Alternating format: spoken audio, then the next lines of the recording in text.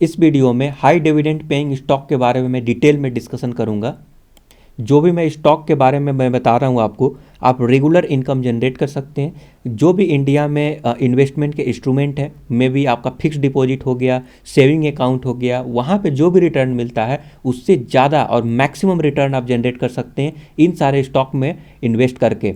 तो डिविडेंड का मतलब क्या होता है कि कंपनी जो भी अर्निंग कर रहा है तो वो जो है जो पैसा कमाया, चाहे उस पैसे को अपने बिजनेस को एक्सपेंशन में लगा दे या फिर उस पैसे को जो भी उनके शेयर होल्डर हैं उनको बांट दें। क्योंकि अगर आप शेयर किसी भी स्टॉक का लेते हैं तो कहीं ना कहीं आप भी उस शेयर का जो है एक मालिक हो गए हैं। ओके, बहुत ही स्मॉल पोर्शन में ही सही, बट डेफिनेटली उस कंपनी का आप कहीं ना कहीं मालिक हैं, आपके हिस्सेदारी है वहाँ पर। तो आपका भी वहाँ पे हक बनता है। कंपनी कोई भी कमाई करेगा तो आपको भी वो कमाई शेयर करेगा।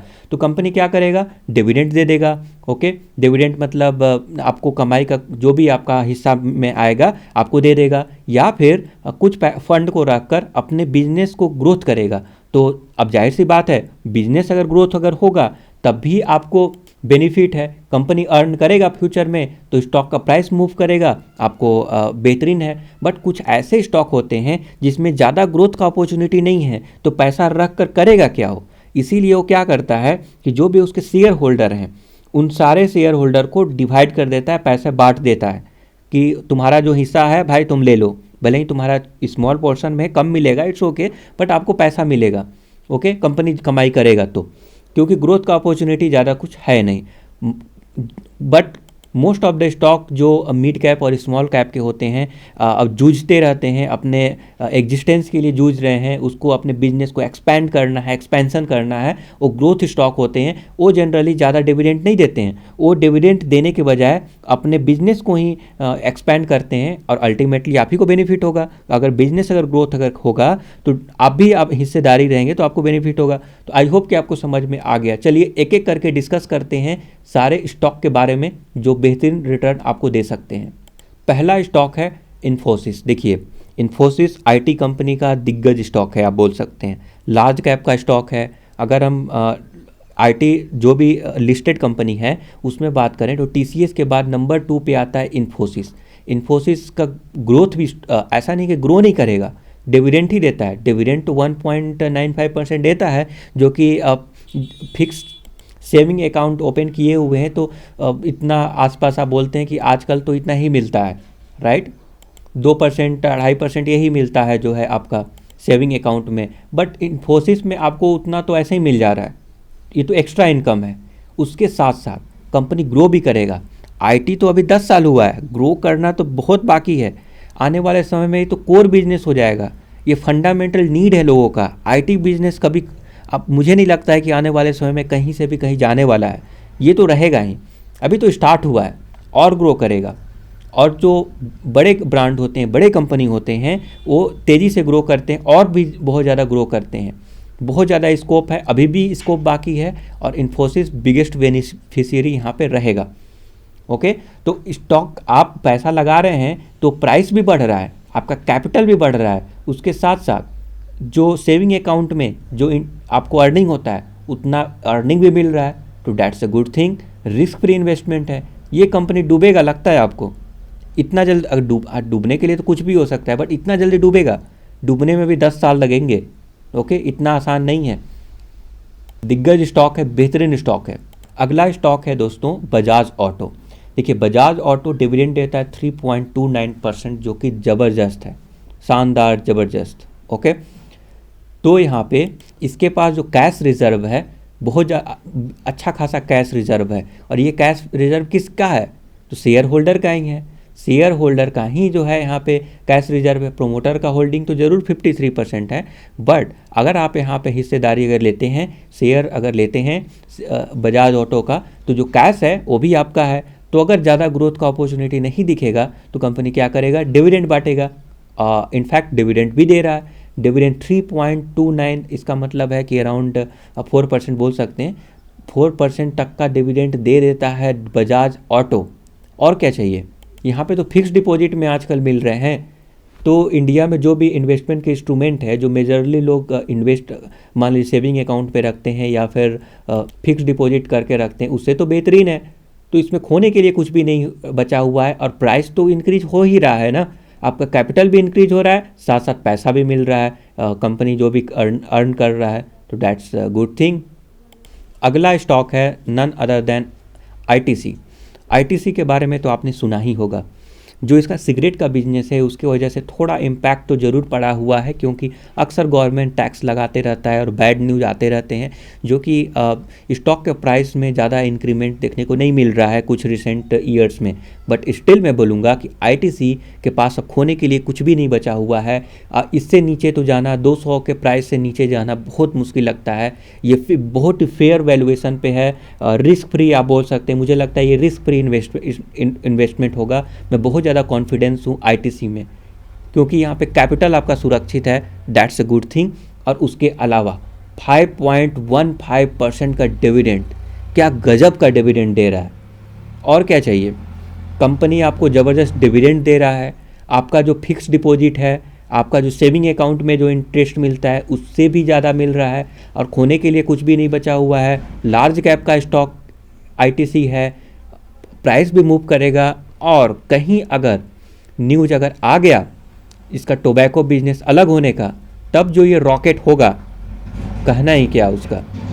तो दोस्तों कहीं ना कहीं आईटीसी बेहतरीन और ज़बरदस्त स्टॉक है, और आपके अपने पोर्टफोलियो में ज़रूर रखना चाहिए ऐसे लोग जो रिस्क फ्री इन्वेस्टमेंट चाहते हैं। तो दोस्तों यहाँ पे रिस्क फ्री इन्वेस्टमेंट आप चाहते हैं तो बेस्ट होगा आईटीसी आप रख सकते हैं, और यहाँ पे डिविडेंड तो मिल ही रहा है। दोस्तों अगला स्टॉक है टीसीएस। कौन नहीं जानता टीसीएस को, सुपर स्टार है, 5 स्टार स्टॉक बोल सकते हैं। प्रोमोटर होल्डिंग देख लीजिए, और जो अर्न कर रहा है, बेहतरीन स्टॉक है। और आईटी कंपनी तो और आगे चलकर भी बूम करेगा, ऐसा थोड़ी है कि अब ख़त्म हो रहा है, ऐसा कुछ भी नहीं है। बहुत इमर्जिंग सेक्टर है, फंडामेंटल नीड है। आप आने वाले समय में आप कोर सेक्टर बोल सकते हैं, इसके बिना तो होगा ही नहीं। टाटा का जो ब्रांड वैल्यू है, टाटा कंसल्टेंसी, टीसीएस जो मार्केट शेयर है बेहतरीन है। तो मुझे लगता है कि आपको यहाँ पे घबराना नहीं चाहिए। प्राइस तो बढ़ेगा, कैपिटल तो यहाँ पे बढ़ेगा, ठीक है। जो भी कैपिटल लगाए हैं वो तो इंक्रीज हो ही रहा है, उसके साथ साथ डिविडेंड भी थोड़ा 1.2% कम देखने को मिल रहा है, क्योंकि प्राइस ही बहुत ज़्यादा है, थोड़ा ग्रो भी कर रहा है। तो मुझे लगता है, और लार्ज कैप का स्टॉक है, नंबर 2 पे आता है निफ्टी सेंसेक्स में, टॉप कंपनी है, रिस्क फ्री इन्वेस्टमेंट माना जाएगा अगर आप इसमें इन्वेस्ट करते हैं तो। और डिविडेंड भी मिलता ही है, ठीक ठाक है डिविडेंड, ओके। और आने वाले समय में इंक्रीज भी होगा, ऐसा नहीं है कि डिविडेंड अभी 1.2 है तो यही रहेगा, नहीं, आने वाले समय में और भी इंक्रीज होगा, ओके। तो यहाँ पे क्या हो रहा है, आपका कैपिटल भी इंक्रीज हो रहा है, डिविडेंड भी इंक्रीज होगा। बेस्ट स्टॉक है, खोने के लिए कुछ भी नहीं बचा हुआ है, रिस्क फ्री इन्वेस्टमेंट माना जाएगा। अगर आप टीसीएस लेते हैं तो आईटी कंपनी का दिग्गज और नंबर 1 लिस्टेड कंपनी में है। अगला स्टॉक है दोस्तों हिंदुस्तान जिंक। हिंदुस्तान जिंक अपने आप में एक मोनोपोली बिजनेस है, हालांकि ये पीएसयू का ज़रूर है, मोनोपोली बिजनेस है, जो भी चाहे अपना प्राइस सेट करेगा, जो कुछ भी करना है करेगा, इस टाइप का स्टॉक है। हालांकि गवर्नमेंट का है, पीएसयू का, थोड़ा ग्रोथ कम देखने को मिलता है, बट जो डिविडेंड है दोस्तों, क्या डिविडेंड है, 6.38%।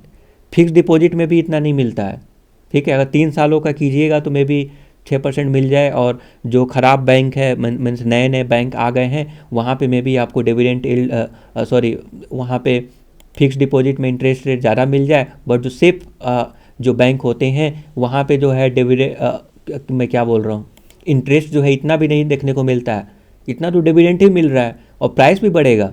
मोनोपोली बिजनेस है, शानदार स्टॉक है, बेहतरीन है। फ्यूचर ऐसा नहीं कि फ्यूचर एक बंद हो रहा है, ऐसा कुछ भी नहीं है, ओके। लार्ज कैप का स्टॉक है, रिस्क फ्री इन्वेस्टमेंट माना जाएगा, अभी खोने के लिए कुछ भी नहीं बचा हुआ है, और डिविडेंड यील्ड भी आने वाले समय बढ़ेगा, और कैपिटल भी आपका इंक्रीमेंट होगा, तो यहाँ पे आप इसको ले सकते हैं। बेहतरीन स्टॉक है, ऐसा ज़रूरी नहीं होता है कि पीएसयू का स्टॉक है तो आंख बंद करके नहीं लेंगे, ग्रो नहीं करेगा। अरे ग्रो 5 से 10 सालों में देखोगे ना तो ये भी ग्रो करेगा, आपका प्राइस भी बढ़ेगा, थोड़ा कम करेगा बट ग्रो करेगा, और डिविडेंड तो इतना अच्छा खासा मिल रहा है, और क्या चाहिए आपको। और कम प्राइस पे ले रहे हो, डिविडेंड ही अभी इतना है, डिविडेंड भी इंक्रीमेंट होगा, दैट्स अ गुड थिंग। अगला स्टॉक है दोस्तों कोल इंडिया, बेहतरीन स्टॉक है, ओके। कोल इंडिया पीएसयू का ज़रूर है। अभी आप सोच रहे होंगे कि ये जो ज़्यादा नहीं बढ़ रहा है, अभी तो ये लास्ट 2-3 ईयर में देखेंगे तो डाउन ट्रेंड में ही है, बट स्टिल मैं बोलूँगा ये ग्रो करेगा, अब ये ग्रो करेगा क्योंकि कोल इंडिया, देखिए ये तो मोनोपोली बिजनेस है, आपको डिविडेंड ही 8 पॉइंट समथिंग 9% के आसपास मिल रहा है, 9% इसका डिविडेंड ही मिल रहा है, और क्या चाहिए। मतलब फिक्स डिपॉजिट और जो भी इन्वेस्टमेंट के इंस्ट्रूमेंट है, आप अगर पीपीएफ में भी पैसा डालते हैं ना, वहाँ पर भी इतना जो है इंटरेस्ट नहीं मिलता है।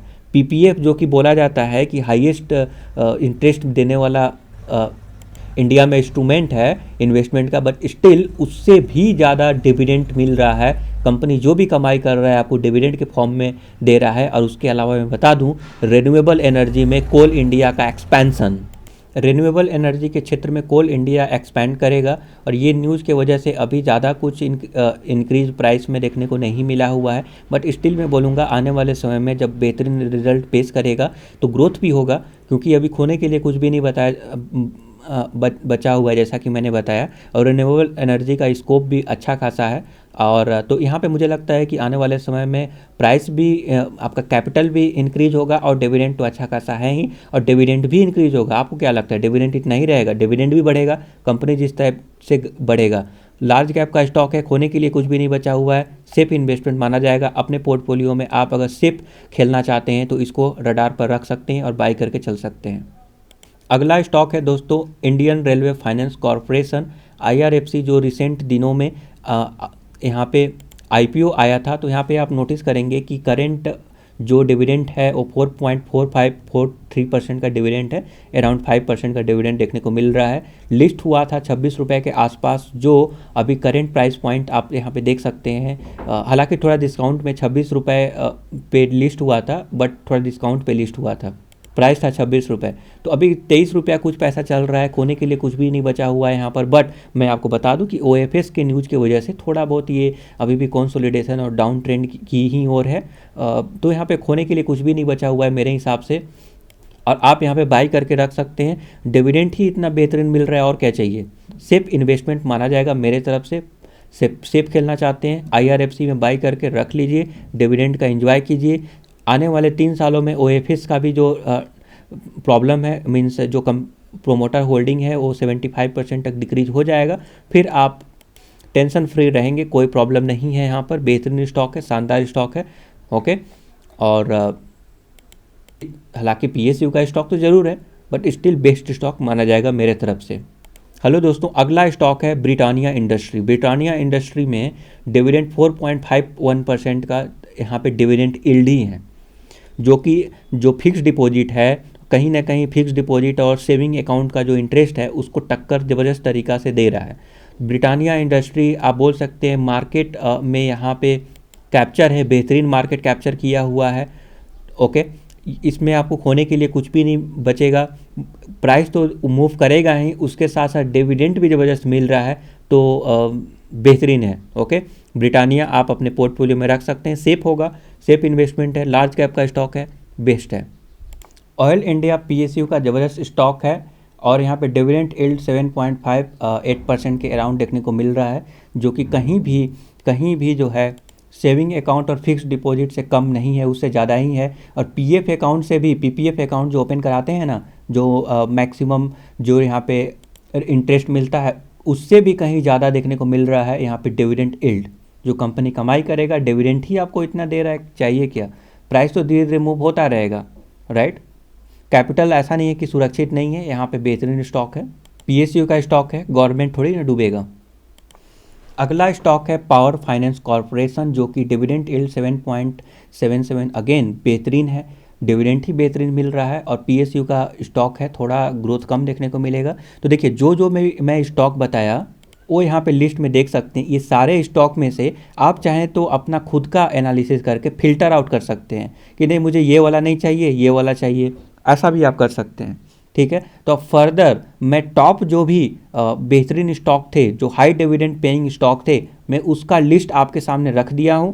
आप चाहें तो जिसको आप पसंद नहीं करते हैं, आपको सूट नहीं करता है, आप उसको निकाल भी सकते हैं। मेरे हिसाब से ये रिस्क फ्री इन्वेस्टमेंट रहेगा, खोने के लिए कुछ भी नहीं है। अगर इस टाइप से पोर्टफोलियो को डाइवर्सिफाई करेंगे तो 40,000 का इन्वेस्टमेंट होगा, और 10% अगर वेटेज अगर देंगे, अराउंड 10%, जो भी 10 स्टॉक हैं, 10 स्टॉक में, तो आपको जैसे मैं यहाँ पे लिखा भी हुआ हूँ कि 3 शेयर लेंगे तो इतना वेटेज होगा, करंट प्राइस क्या चल रहा है, तो सारे देख लीजिए। और हमारा जो साइट है worldgyan.com, ठीक है, worldgyan.com का ये जो ब्लॉग का लिंक है मैं उसको डिस्क्रिप्शन में दे दूंगा, वहाँ पर जाएंगे और सबसे एंड में आपको जाना है। ऐसे हालांकि जो जो इम्पोर्टेंट पोर्टफोलियो होता है मैं उसको तो डिस्कस करते रहता हूँ, बट आपको सबसे लास्ट में जाना है। और लास्ट में जो है आपको नंबर 8 7 तक, नंबर 8 में मैं ऐड कर दूंगा यहाँ पर। तो जो भी ये लिस्ट देखने को मिल रहा है ये लिस्ट वहाँ पे मिल जाएगा, आप कॉपी करके पेस्ट करके आप रख लीजिए, उसका स्टडी कीजिए और आप चाहे तो इन्वेस्टमेंट कर सकते हैं।